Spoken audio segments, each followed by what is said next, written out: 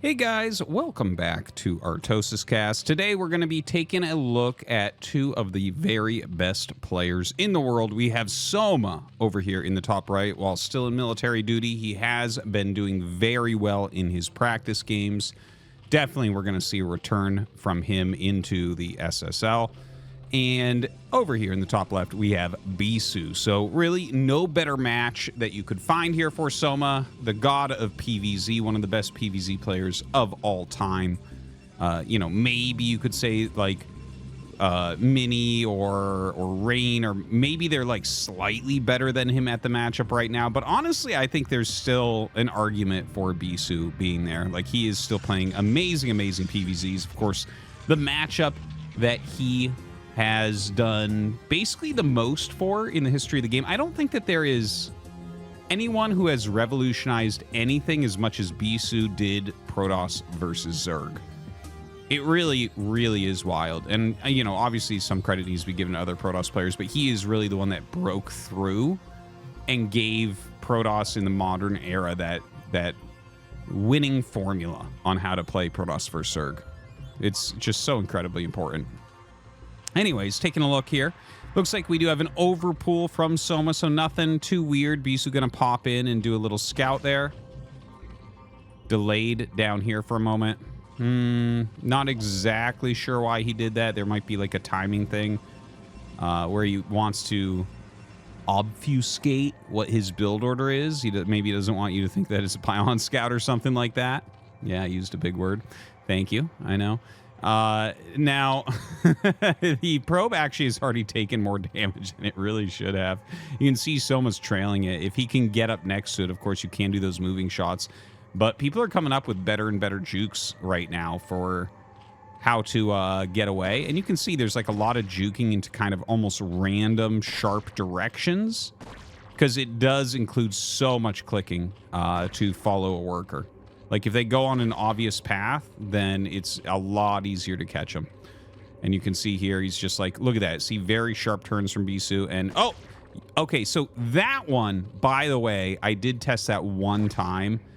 There is this new juke that I saw like a couple months ago. I think it was a game I casted on this channel where I mentioned about it, where you actually turn around and bump into your opponent's worker and then leave, and they kind of like over-click. And they aren't like ready for that. Okay, well, the probe does die, so nothing ends up working there for Bisu. But yeah, that's like a funny new thing that has kind of developed. That's like the second time I've seen a pro do that when I'm watching for it. Anyways, the cannon already up here next is coming so quickly for Bisu, of course, looking very, very strong. And Soma just going ahead and taking his third hatchery, getting some gas going, so maybe we'll go up to layer pretty quickly. We'll see if he does something like a 3-hatch Hydra. And Bisu going out front with a probe there. Might be for blocking or checking if lings are coming in. Of course, he has no scout in the map, so this is kind of a hard position. The cybernetics core is coming up already, so probably just going to race up to a Corsair as quickly as he can. And it looks like he wants to try to get out with this probe. Ooh, runs right into those lings. Probably best to just send this all the way home.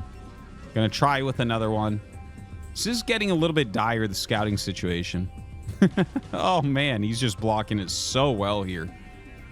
It's so frustrating to run into stuff like that. So anyways, Zergling's speed is on the way, but no layer as of yet.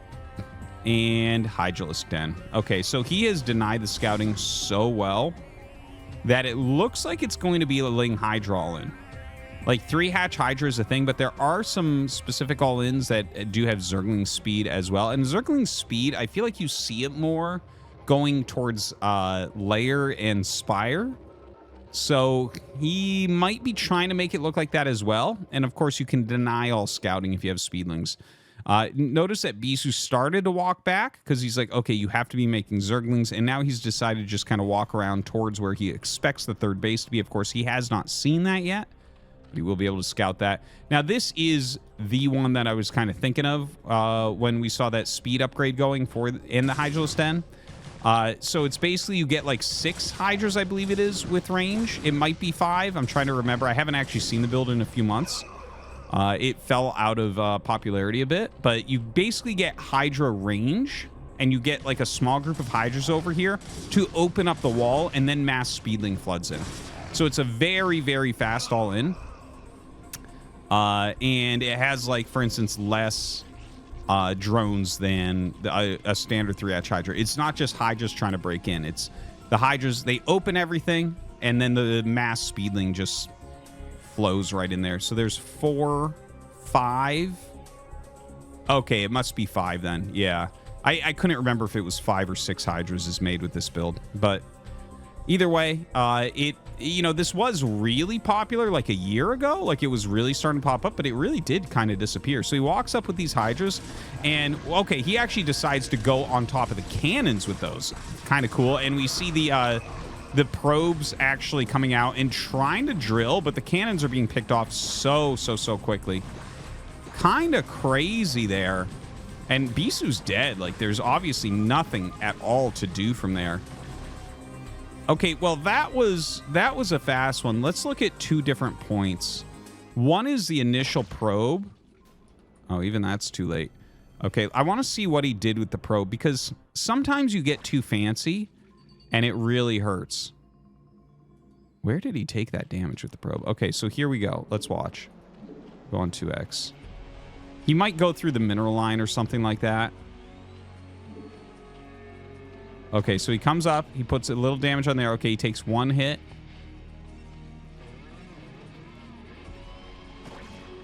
Trying to get a lot of damage. He's being too fancy, and you see now he turns and gets those additional hits, and suddenly you have a decent amount of hull damage. And it's like, okay, was this worth it? Because if you don't keep the probe alive, it is so hard to figure out what your opponent is doing. It's like the most important thing. And from there, of course, we see it end up dying. So, like, was it worth putting damage on the drone? Here's the thing. You have to look at the level of the player. If Bisu is playing against a B-rank Zerg, he probably could screw around and kill the drone. But at the same time, there's probably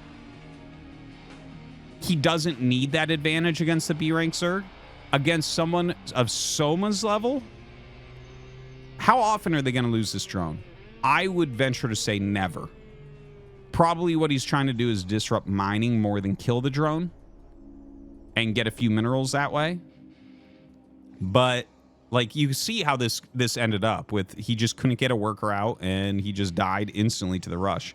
So let's go over to the actual execution of the rush. So he denied the scouting very, very well. The Hydras come down.